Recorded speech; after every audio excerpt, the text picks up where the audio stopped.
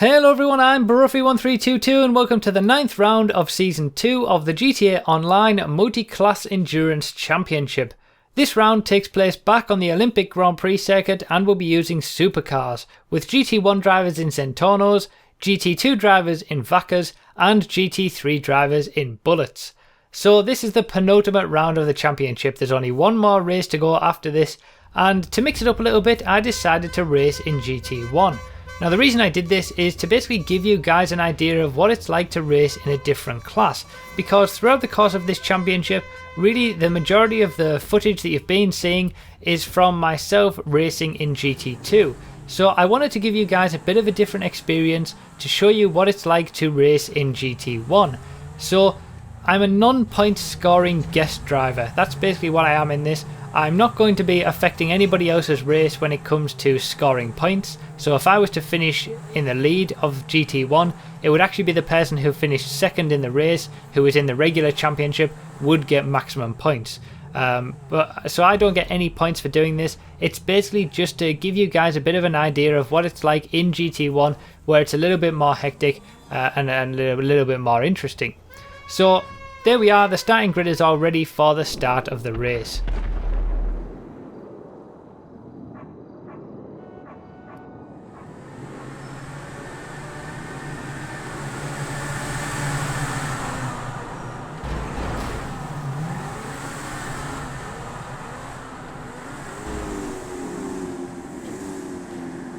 So as you can see there, very quick cars. These are the quickest cars that we use throughout the whole course of the season. And I started the very back of the grid for GT1. I actually managed to get one place right there, as you can see. This is obviously from my perspective now, and it's strange because it is slightly different in GT1. When you're in GT2, as I've been experiencing throughout the whole of the season, you do tend to get a few of the bottom guys in GT1 ending up at the top of GT2. So even if you get a really clean getaway at the start of the GT2 field, you may end up fighting with a few guys at the back of GT1. Whereas when you're in GT1, there's nobody ahead of you, so it's just like a normal race. You're all fighting against each other. There's no one else to get in the way. So I've made up two positions there. We actually have 8 people racing in the GT1 field this week. 2 people couldn't make it, so I was starting at the very back of the grid, and that's just something that I wanted to do because I didn't want to take the place of anybody else. If I'm going to be a guest driver, I'm just going to go at the back of the grid. Here we are from Shaggy's perspective, where you can see all of the speed difference between all of the cars and all of them shooting through this corner. But yeah, I also did this because I've already won the GT2 championship. So in the last round I won the GT2 championship with 2 rounds to go. I didn't need to race in GT2 anymore, so I thought it would be interesting just to mix it up a little bit, race in GT1, give you guys a bit of a different aspect of what it's like in the different classes in this series. So here we are again, picking up the action here. I get a nice run out of this corner, carry the speed around the outside, get up on the inside for the next corner and get up into 5th place. Now at this point I'm actually behind my my teammate, who would have been my teammate anyway if I was racing for the Ron Racing team. So I'm actually behind him at this point. He makes a little error there and I managed to get up into 4th place. So yeah, that's something else that I need to discuss, is that our team, my normal team for the Ron Racing team, didn't have to use any reserve driver slots throughout the course of the season. So we didn't need any reserve drivers in any of the races, which is why we had the slots available at the end for me to basically not turn up for the team for GT2, get somebody else in, which was Calavera from the Xbox side, who was also racing on PS4 now. He took my place in GT2 for the Ron Racing team, and I was able to go in GT1 with no team affiliation whatsoever. And that's why I'm running my regular colours, the orange colours on this Zentorno here, because I'm not racing for a team. I'm just racing for myself. I'm not even going to get any points for this. It's just a bit of interest. It's just to show you guys something a little bit different and have that different experience myself. So I've had a good first lap at this point, but this is kind of where it all goes a little bit wrong. I was actually catching that little bush on the inside, which caused me to spin out a little bit there. A bit of a nightmare there. You can change the class, but you don't change the driver, and I still make similar mistakes as to what I've generally made in some of the races before in GT2. So yeah, that was a bit disappointing, you know. At that point I'd had a really good start to the race, from last to the grid all the way up to 4th, and I was right on the back of the top 3 as well. It was a shame that I ended up making that mistake, but that's pretty much the same story throughout the course of the race. So here you can see I go for the inside, clip that inside barrier a little bit too much there, and end up spinning out Cesc there, having to wait for him, and then ending up behind the GT2 cars as well, unbelievably. So yeah, that was a total nightmare. I was in GT1, made 2 mistakes, and I'm still ending up behind the leaders in GT2. It's strange that I actually, you know, I'm not part of their race. It's a strange feeling that, you know, I've been racing against these guys all season, and I'm in a completely different class at this point, racing with brand new people. Yes, we're all in the same race together, but you know, you don't really experience the same kind of race as what other people do in different classes, just because you're so much faster or so much slower. So yeah, I was back behind the GT2 leaders. Zenzi's in the lead at the moment.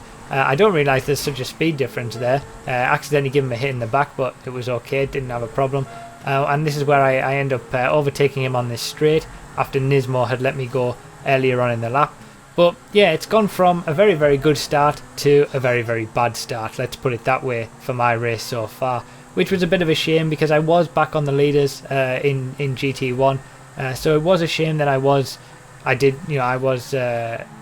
making mistakes like that, which put me further back, because it would have been interesting to see that lead battle with me in it. But yeah, I'm now just trying to get back used to the Zentorno again. You know, the Zentorno isn't one of those vehicles that is very easy to drive, certainly not quickly anyway. So it did take me a while to get back into it. It took me probably the first half an hour of the race to really settle into it. By the end of it, I did start to set some really quick lap times, and I was enjoying driving the Zentorno, but it was this first sort of phase of the race that really hurt me. So I've managed to catch back up to Cesc here on the next lap, and he makes a little bit of a mistake going a bit wide there, and I'm able to get back up into 5th place. So that's where we're at the moment. You know, I'm still quite far off the leaders at this point, and we're going to see obviously the race from the perspectives in GT1, GT2 and GT3 again, from the leaders as well. So here we are with GT1, Craig 9876, our champion, on the left, and John T500, who was starting in pole position, on the right. He actually gets overtaken. May Ryan gets a great start there, right around the outside of the first corner, gets straight into the lead, and this is pretty much all she wrote. You know, this is pretty much it for the rest of the race, for certainly the first phase of the race anyway. John T does a great job throughout the first phase of this race of keeping Craig behind him. He does a really good defensive performance all the way through this first phase of the race, and Craig just can't find a way past. So in previous rounds, what we've seen is there's been incidents, or Craig's got a really good start and he's been able to get into the lead and then pull away. It doesn't happen like that in this one. He just cannot find a way past John T for the best part of, say, half an hour or something like that. That's what we'll see. And what this allows is it allows May Ryan in the lead, who got that great start around the outside, to pull away. And May Ryan hasn't won a race throughout the course of this championship. He's been very close. He's had seconds, he's had thirds, and as we saw on one of the Blaine County races as well, he was fighting all the way with Craig and got very unlucky with some backmarker traffic in one of them. So it has been a bit of a surprise that he hasn't won a race yet. Could this be the time where he can get that done? Very possibly. We'll have to wait and see. But yeah, he at the moment he's out in the lead. He's pulling away from John T slowly but surely, and John T is doing a great job of keeping Craig behind him. So yeah, it's that's pretty much the top 3 at the moment. Now at this point I was right behind these guys, so it is a shame that I ended up making that mistake on the first lap, because it would have been interesting. I had caught right up to these guys, and I think I would have gradually caught up to at least John T and Craig whilst they were battling and slowing each other down. So it would have been interesting to see the lead battle with me in it. It would have been nice to see, but that's racing.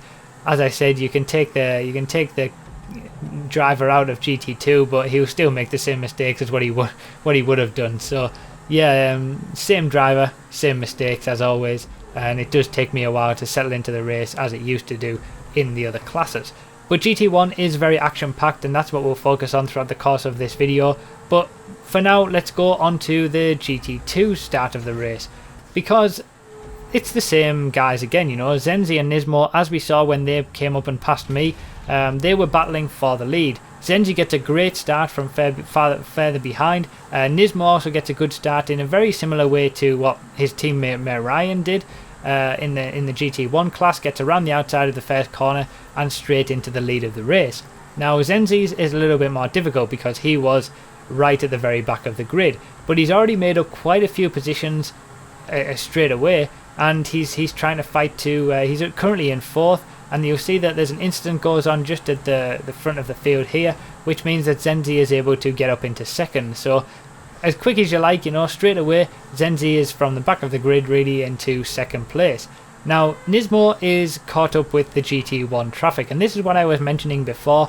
Even if you get a great start in GT2, there's always that possibility that the slower guys in GT1, whilst they're sort of battling with each other, whilst they're trying to get up to speed, they end up ending up with the GT2 leaders, and that's what we've seen throughout the course of, you know, the championship as well. When I've been leading GT2 at the very start of the race, you get caught up with the GT1 guys, and here we are again. You know, after the incident that I had with Chesk, I ended up spinning him around, and that allowed the GT2 guys to pass us. Now at that point, Nismo actually thinks that Zenzi is a GT1 car, so he thought that Zenzi was myself. Obviously he let me go at this point, and yeah, that was a mistake on his part. He said that at the time, so he's ended up losing the lead because of that. So those guys, you know, Zenzi and Nismo were battling for the lead in GT2, then they happened to come up against the incident that I had with Chesk, spinning him around, so I had to wait for him, let him get back up to speed. That ended up with me behind these two guys, fighting it out for the lead of GT2. This is where I end up sort of hitting Zenzi in the back accidentally, and then I get him on the next straight to leave these guys sort of battling between themselves. But yeah, that's what I was talking about, you know. If in all classes really, GT2 and GT3, you've got to be careful of getting involved with the back markers in GT1, or, you know, the class that's above, because they will be there or thereabout. You know, any incident, any mistake, any crash will get the guys who are at the back end of the class in front of you right up to you, and you're busy fighting for the lead of the race as well. So throughout that long straight, Nismo had managed to catch up to Zenzi, and this is sort of where he needs to make a move. You know, he's got a good run around the outside here. Zenzi does a good job of keeping to the inside and then cutting across to defend the inside line. Just hits that inside barrier though, unfortunately, and that allows Nismo to get back into the lead. And that's pretty much all she wrote for GT2. GT2 pretty much finishes with Nismo in the lead and Zenzi in 2nd place. So it was pretty consistent at that point. We don't really need to focus too much on what happens at there. Now we'll go on to GT3, Smithy112 on the left and Alucard on the right. So Smithy112 gets a really good start, but Macy gets an even better start right around the outside. All of the Cockatoos team, Macy is a reserve driver for the Cockatoos team, they all get pretty much identical starts. They all started on 2nd position and got a great run on the outside, round the first corner and into the lead. So Smithy's lost a couple of positions here, being hung out to dry a little bit. Alucard on the right is right behind him at this point, and again, similar to GT2, GT3 is just as hectic, because you've got the back end of the GT2 field just in front, you know, having incidents themselves, trying to recover from crashes and things like that. As you can see, you know, there's just cars everywhere, and Alucard gets caught up in it a lot more here as well, as you'll see. So it's very, very difficult at this point, you know, for the GT3 guys, especially at the head of the field. You've got to be aware of what's going on. You've got to pay attention. So Smithy is currently in 2nd place. He managed to get around the outside of all of that and not get caught up in the incidents. And we've seen from Smithy previously that he is very, very quick in the GT3 field, and if he can get into the lead, he's going to do a very good job. Now, we also saw in the last round that unfortunately he disconnected from the lead of the race right at the very end. It was a huge shame because he was miles ahead in the lead. There was only sort of 20 minutes to go of the race, and he ended up disconnecting, which makes it interesting for the championship, which I'm going to come on to later on. But he wants to redeem himself again and get another win here. At this point, Macy, you can see on the left there from Smithy's perspective, end up making a mistake after getting that great start, and Smithy gets back into the lead of the GT3 race. Then, as we just focus further on a little bit, you see that Alucard and Thel are battling. Thel makes a little bit of a mistake on the right hand side here, as you'll see, and Smithy is also getting caught up with these GT2 cars that are coming back through the pack. Obviously, after initial incidents, they have to work their way back through. It's very hectic, you've got to be dealing with that in the slower classes, but he manages to do it quite well. So, from Shaggy's perspective, as we come on to, I think this is the 5th lap, we've got Mayor Ryan with a bit of a decent lead there. Jonty is still doing a great job to hold off Craig. Abe Gunners is in 4th place in GT1. Then we've got myself and Chesk coming through in 5th and 6th. Then there's quite a big gap to the GT2 leaders of Nismo and then Zenzi. So it's pretty well spaced out already at this point. Calavera in 3rd place there for GT2. VXWK in GT1. Then Massacre Mace also in GT1, 7th and 8th. Then we've got Shred Ninja in 4th place for GT2. Another bit of a gap here. It's quite well spaced out with Uchiha, I believe that is, in 5th place. Then Camp Colin in 6th. And then another long gap before we get to, let's see who this is. Smithy in front of Imarodko, I believe that is at that point. Makes a little bit of a mistake there on the inside as well. So as you can see there, Smithy's just gone past in the lead of GT3. Look at the huge gap he has at this point already, and we're only sort of 10 minutes into the race. That's actually Subaru in GT2. Then we've got the leader, the 2nd place in GT3 with double S92. So yeah, the rest of the GT3 pack come through with double Alucard, Thel 46, and I couldn't see who that was at the very end. And then Macy, after that initial mistake, must have made a few more mistakes coming through there, with Tyler Durden and Moosted. I believe that's everybody at that point. Oh no, we've got James Nash and Alpha's Legend to come through as well. So there's already a big gap between all of these cars. Smithy has an absolutely huge lead in GT3, but even beyond that, there's big gaps between GT1, GT2 and GT3 already, and that shows the difference in performance between all of these cars. It's quite significant, and it means that the amount of overtaking that's going to be happening with traffic is going to be quite prevalent. So as you saw there, Abe Gunners must have made a bit of a mistake there, which meant that I was right back on his tail. The top 3 in GT1 are all sort of gone. Mayor Ryan, Jonty and Craig are all still battling at the head of the field, and this is kind of the fight for 4th place. Obviously Abe Gunners is in 4th currently. Chesk is just right behind me. There you can see Jonty and Craig coming through the field, coming through the picture, still battling, still doing a great job to hold off Craig there, Jonty's doing. As we come through the picture, we've got Abe Gunners in 4th, myself in 5th, and Chesk holding on in 6th. So yeah, it's hectic. What we're going to be doing at the moment is focus on the GT1 field. Now the reason we're going to be doing that is because pretty much Smithy wins the race in GT3. There is an interesting battle for 2nd, which we'll focus on to later on. Smithy wins the race in GT3. Nismo wins the race in GT2 with Zenzi in 2nd. So what we've seen in the first lap pretty much stays consistent throughout the rest of the race. Now the GT1 field, I want to give you guys an idea of what it's like in GT1. So we're going to be focusing on this race from my perspective more so than anything else. Kind of similar to what we did in the first race of the season on Blaine County 24 Hours. It was mainly focused on my race and how GT2 happened.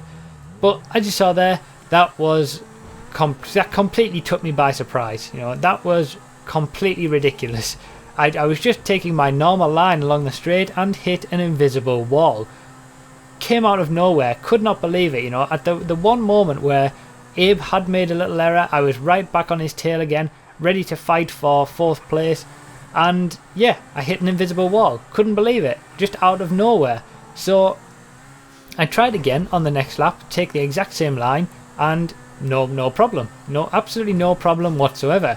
So I couldn't believe it. I just had no idea what was going on there, and that was really frustrating actually, because I lost so much time from it. Obviously I lost a position to Cesc, I was fighting for 4th place right on the back of Abe, and yeah, now I'm right behind again, have to do it all again. And that was pretty much the story of this first phase of the race. You know, I make a move, I get an overtake done, and then I either make a mistake or something happens that's beyond my control, like that invisible wall, and I end up back behind again.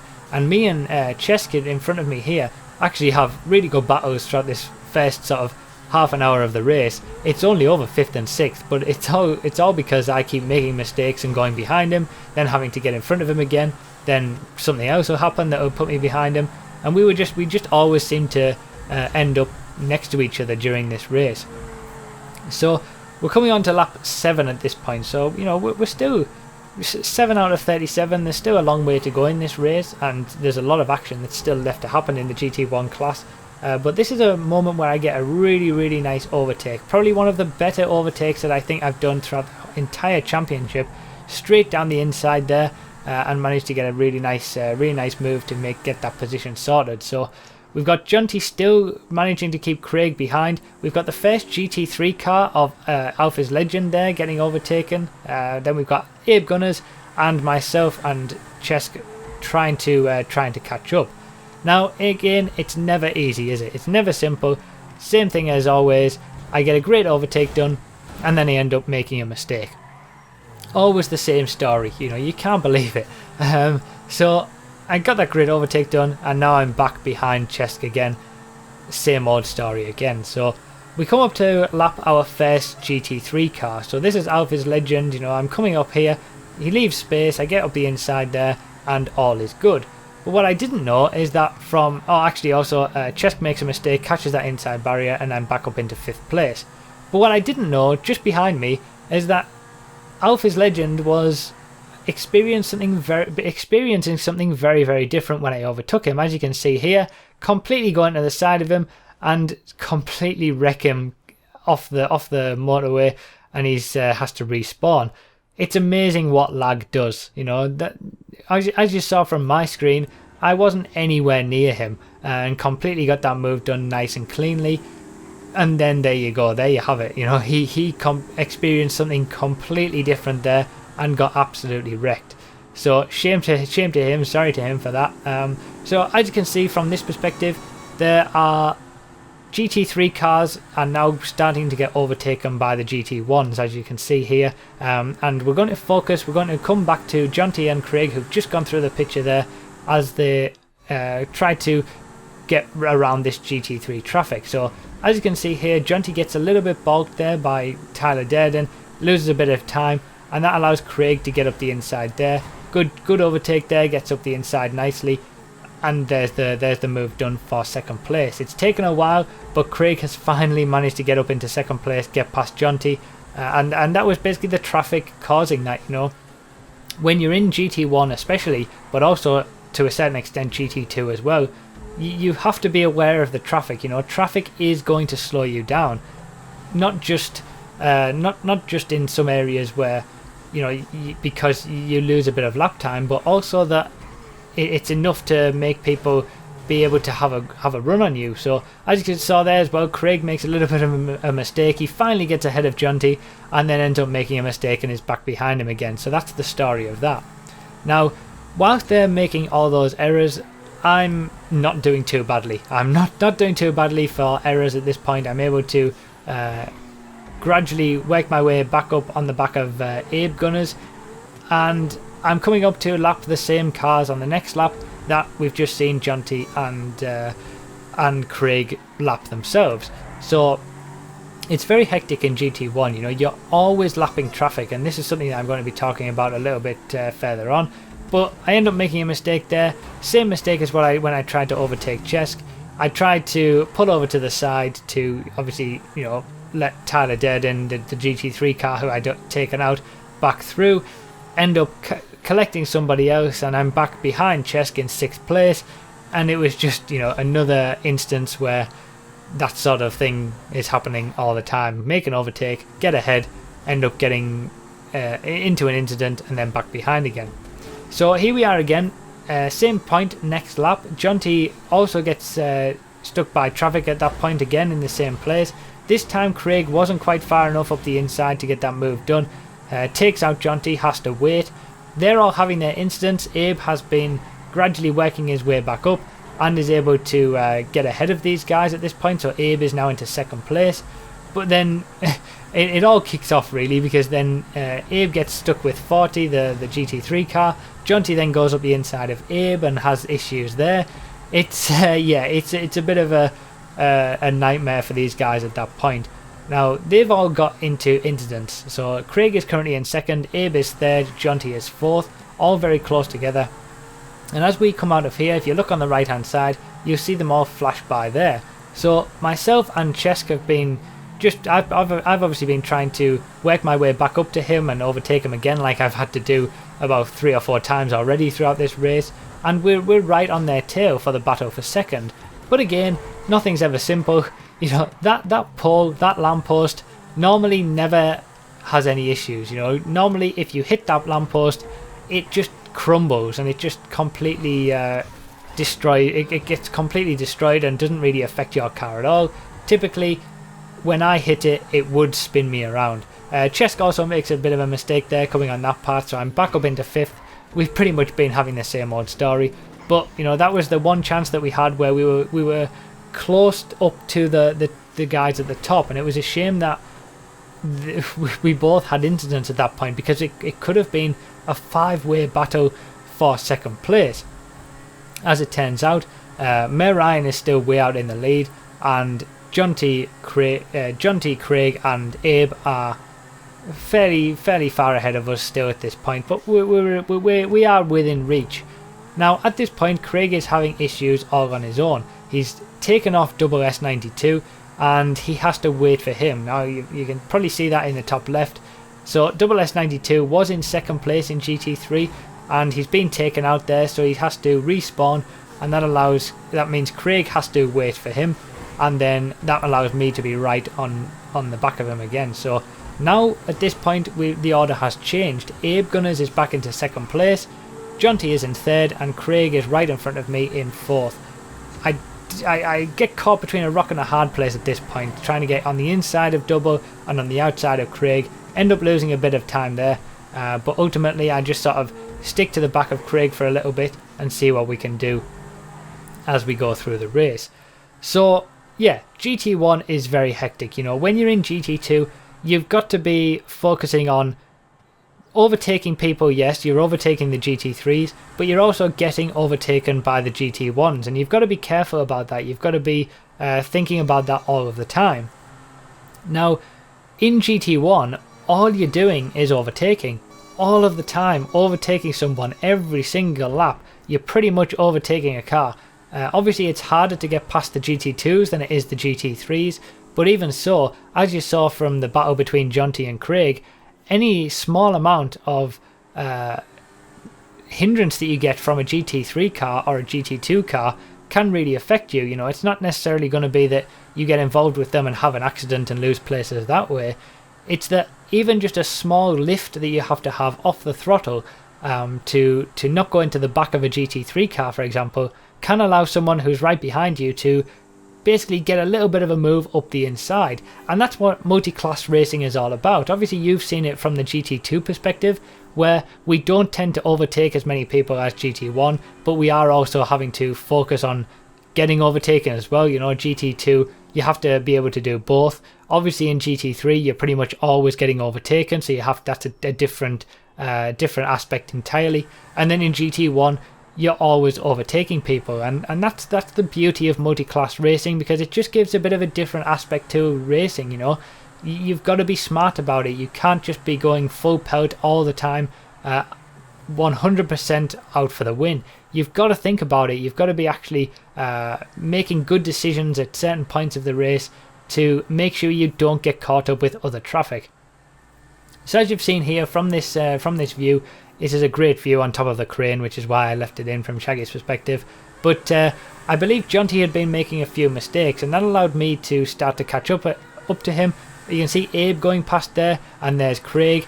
Jonty had been making a few mistakes, that allowed Craig to get past him, and then you can see him coming past here with me right on his tail. So I've just been, at this point throughout the race, I've settled in a little bit more. I'm feeling a little bit more confident with the Zentorno. I'm not making the same mistakes that I did before, which is allowing me to catch up to the guys in front of me in the GT1 class, and also finally pull away from Chesk, as you saw there. So I get a really good run out of this corner where Jonty goes a little bit wide, and this allows me to get right back on the right back behind him. So he's again been doing another good defensive performance. He's been keeping up the pace really well. I've been pressuring him for a little while. This has been sort of a lap and a half of pressure at this point, just trying to get ahead of him, and I get a better run out of this corner onto the highway. Now that's an important corner because you carry all the speed all the way down the straight. I go take my usual line there, get a bit of a nice boost, and manage to just gradually ease my way up the inside here to get up into 4th place and overtake Jonty. Now again, this is another facet to GT1. We've got a GT2 car ahead of us, which is it doesn't make things easy. So I actually think that he's going to stick to the inside, and he doesn't. He goes to the outside. I end up hitting him in the back, giving him a bit of a boost himself. I'm obviously aware that Jonty is right behind me. I need to get past him. This is what it's all about. You make an overtake like that in GT1. It doesn't necessarily mean that that's going to be job done, because you've got to be overtaking the slower class, the slower cars that are going to be around. So yeah, it's just a different aspect to it. Now this is where Jonty ends up going into the pits, which was probably a bad idea, because then he would have come up on this little prize that I found there. So Abe, actually from 2nd place, had taken out Tyler Durden, who was a GT3 lapped traffic, so he had to wait for him to get back sorted again, which allowed me to make that move. So I'm up into 3rd place in GT1. Despite all those incidents, other people are having incidents as well, and yeah, I'm able to overtake Abe there after he's sort of slow, and I get up into 3rd place. Now at this point, because I'm slightly more comfortable with the Zentorno than I was before, I'm able to start pulling away. I actually start reeling in Craig and Mayor Ryan as well at this point, but really they are a little bit, Mayor Ryan especially is a little bit too far ahead. The gap to Craig sort of fluctuates. Sometimes it's coming down, sometimes it's going up, but I am able to gradually and consistently pull away from Abe. So that's pretty much 3rd place secured at this point. No, not at this point, but within the next couple of laps I'm able to gradually pull away. And there was one moment where it got a little bit hairy, so I've got a bit of a gap to Abe at this point, and I take my normal line, and what happens? That happens again. I hit the invisible wall. Couldn't believe it. It always seems to be that when I'm gradually starting to, I was catching up to Craig, I was putting in some good lap times, I was pulling away from Abe, and then I end up hitting that invisible wall again. So it's always when I'm on the front foot, when I'm doing a decent performance, the game seems to not want me to do that. So at that point I thought, right, just don't use that line anymore. Don't go over there, don't use it. So I stayed away from that throughout the rest of the race. Didn't have any more issues with an invisible wall. But yeah, I had to work again to pull away from Abe, who is right behind me once more. So yeah, it was interesting. This whole race was very, very interesting. In GT1 it's very, very hectic. You're constantly overtaking traffic. You could say that it's slightly easier to overtake the GT3s compared to what it is in GT2. In GT2 you've got to have that sort of dual mindset of being able to overtake and get overtaken as well, not lose time doing both. In GT1 you're just always overtaking, and it's very, very hectic. As you've seen, there's just so much overtaking that you have to do. You always have to be switched on. It's just a different experience, and I quite enjoyed it. I did race in GT1 in season 1 of the multi-class endurance championship back on the Xbox side. I also raced in GT2 on the PS3 side, and that's why I decided to choose GT2 for season 2, because I wanted to defend my championship that I won in season 1. But yeah, it's very, very hectic, and it is quite enjoyable. It really rewards the driver that can think about it and not get caught up in incidents. But you do have to still be quick. So yeah, it's just a different experience, but it is an enjoyable experience, and I hope that throughout the course of this video you've been able to see sort of the different aspects of racing in GT1 compared to racing in GT2 that we've seen throughout the rest of the championship. Now there are still some interesting moments to go where I'm overtaking GT3 and GT2 cars at exactly the same time. I'll be able to talk through that and explain the sort of differences that you have to experience when you're in GT1 overtaking two sets of cars that have both different speeds as well, and are trying to overtake each other. So yeah, there's still all that to come, but whilst we're sort of watching some of these great shots that Shaggy managed to get throughout the course of the race, I want to explain a little bit more about the championship and how the point system works, as we see an absolutely huge crash here from Cesc in the GT1 class. He manages to get himself turned back around and he reverses back into the pit lane. It's amazing how Shaggy manages to get all of these crashes. We'll see one later on as well that's a bit more important for the race result. But yeah, it's amazing that he's here ready to get these crashes, and that was a pretty crazy one from Cesc there. So the point system that we have for the multi-class endurance championship is that we do 10 rounds and your best 8 results count. So you can drop your 2 worst results. So say you win 8 races, then you've got the maximum amount of points that you can possibly get. It doesn't matter that you finished last in the other 2 races. It makes no difference because those 2 last place positions don't count towards your overall total. It's only your best 8 results that count. Now, the reason that we did that is, on the one hand, sometimes you have bad races. Sometimes the races, through no fault of your own, this is GTA, things happen, incidents happen, lag happens. You could have a really bad race through no fault of your own, and you have that ability to redeem yourself from that race by doing better in all of the others and making that race the one that you drop your points for. But also, there is the idea of disconnections. Disconnections are a very, very prevalent thing in GTA. We've seen it a lot throughout the course of this championship sometimes, especially most notably last week when Smithy disconnected from the lead. It is a problem, and we wanted to, when I said that it was going to be the best 8 rounds, I wanted something to be able to, if you do have a disconnection, don't worry about it too much, because it's not going to be going towards your overall points total. If you do disconnect, you don't score any points, but that will be one of the scores that you drop, so you could, it's not going to affect your overall total at the end of the race. Now, I'll just come back onto that. As you can see just in the distance there, that's Macy and Double S92 in the GT3 field. They basically have synchronized incidents there, Macy first and then Double second. They are fighting for second and third in GT3. Now, I think I said GT2 earlier, sorry about that, I mean GT3. They're fighting for second and third in GT3. Now in this shot, focus on the top of that ramp in the middle of the screen, and you're going to see a flying Macy come over the top on the left there and explode. So, as you can see on the right hand side, Double goes straight ahead. Now what happened there is Double went for an overtake on Macy, made a bit of contact, Macy ends up flying off the side of the ramp and exploding on further down. So this was the incident that I was talking about earlier. Double obviously waits for Macy there and resumes the battle that they were having for second place in GT3. So yeah, it's amazing that Shaggy is here for all of these incidents and manages to catch them on camera. But yeah, that was a pretty spectacular one as well.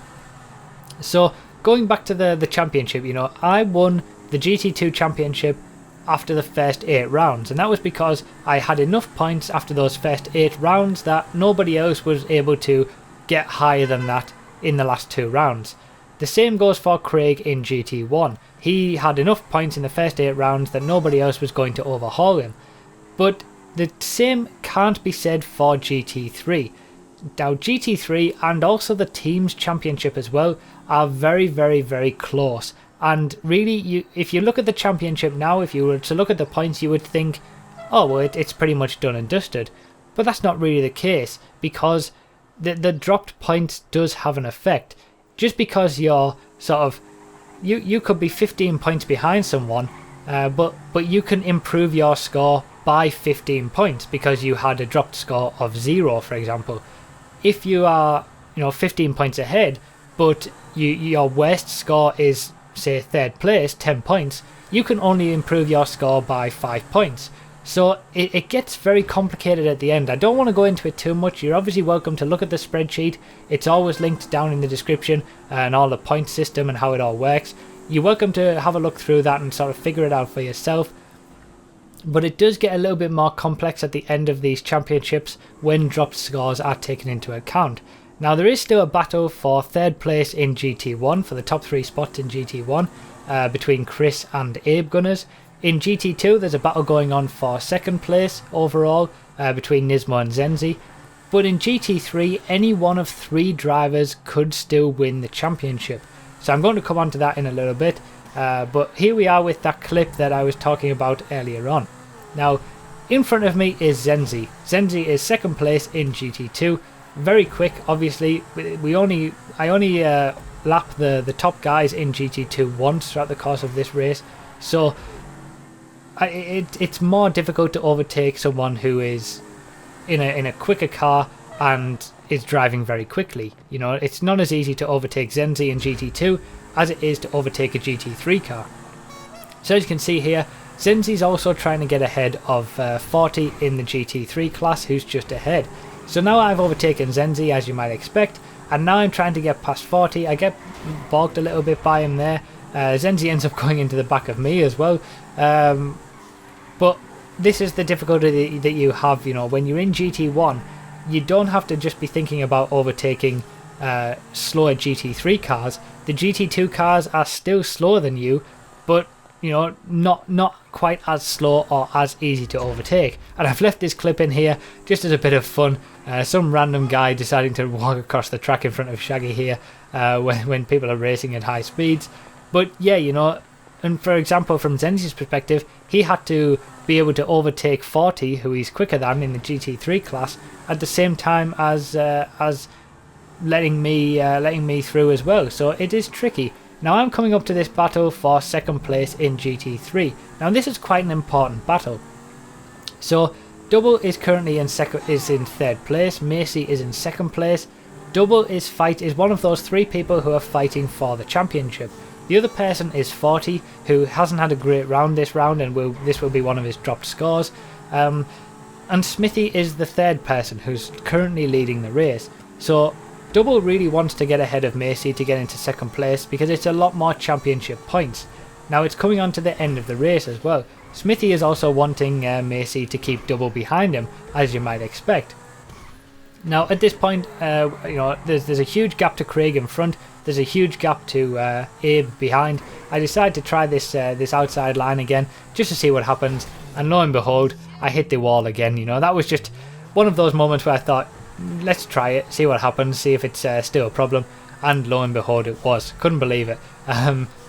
Near the end of the race, you'll actually see that I managed to gradually make up time to Craig, which is a shame that I had to hit those invisible walls, because I probably could have fought him for second place right at the end if I hadn't have been for that. But yeah, that was so annoying. As you can see there, also Double has come through the picture. Then we've got Zenzi in GT2 and Macy. So Double has managed to get ahead of Macy there, up into second place in GT3. Now, Mayor Ryan has finished the race in first place, as you can see there. He's won the race easily. He didn't have the best lap. Even I had a better best lap than he did, but he stayed out of trouble. You know, Craig got caught up in trouble. Craig couldn't get past Jonty at the start. I got caught up in trouble and had made mistakes myself. He had a pretty flawless run. Great start, great first win for Mayor Ryan there, who hasn't had one already. Craig actually gets caught up in all of this traffic that you see here, and I end up finishing only 4 seconds behind him, as you can see there. It's a shame that I hit those invisible walls that weren't really my fault, because I might have been able to fight him for second place at the end there. But finishing in third for my first GT1 race, I was pretty happy with that, you know, and I felt pretty comfortable with the Zentorno by the end, and I really enjoyed the experience of being in GT1, mixing it up a little bit and hopefully showing you guys something a little bit different. So back to the GT3 championship battle. As you saw, Double has managed to get into second place, Macy is in third place, and as we'll see, Smithy is almost lapped all of them really, as he comes through to win the race. Now, it's very, very close between all three of the leaders in the championship for GT3. If any of them win the race, they will win the championship in the final race of the season. So it's going to be very, very tense. I'm also going to be racing in GT3 for the final race, just like I've done with GT1 here. So you'll get a first-hand experience of what that's going to be like for the battle for the championship. It's going to be intense, and the same is true for the team's championship as well. Any one of 3 teams could still win that championship, and it's going to be very close. So the overall winner, and the winner in GT1 was Mayor Ryan. Craig was in second, I was in third. In GT2, Nismo got the win from Zenzi in second, and Uchiha managed to actually come back through the field after a bad start to finish in third. And then in GT3 for the Bullets, we actually had Smithy112 get the win, followed by Double S92, and then Macy with a good third place as a reserve driver for Cockatoos as well. So it's going to be very interesting. By the way, it says Entity XF beside Imarodko's name there. He accidentally chose that at the start of the race, and we just swapped the cars around because it was a GTA mode. So that's how we solved that. So yeah, it's going to the final round of the championship. If you can't watch it live, the video will be up next week, but I really, really hope that you will be able to watch it live. It's going to be very, very interesting because the team's championship is up for grabs between 3 different teams, and the GT3 championship is going right down to the wire. Any one of 3 teams could win the team's championship. Any one of 3 drivers could win the GT3 championship. It's going to be very interesting. I'm going to be racing in GT3 as well to give you guys a bit of a different perspective on it again. So yeah, I really do hope to see you there. It will be this Sunday. I'll be live streaming it on Twitch as always. The links are all down in the description, but I'll put up a video as well. You can also check the link down in the description for the spreadsheet, which shows all of the point standings at this point and all of the information as well. So well done to our 3 winners in GT1, GT2 and GT3 there. I'm not sure what was up with Smithy's car colours at this point. He should have had green for his Wolves International Realty team. But yeah, I never managed to figure out what the idea with that was. But yeah, hopefully see you there on Sunday for the Twitch stream. It would be great to have you there for the final race of the season. Thank you so much for the support on these videos. I really do appreciate it, and I really do hope that you enjoyed this bit of a different perspective on it. Let me know all your thoughts down below. Thank you very much for watching, guys. I really appreciate it, and I'll see you next time.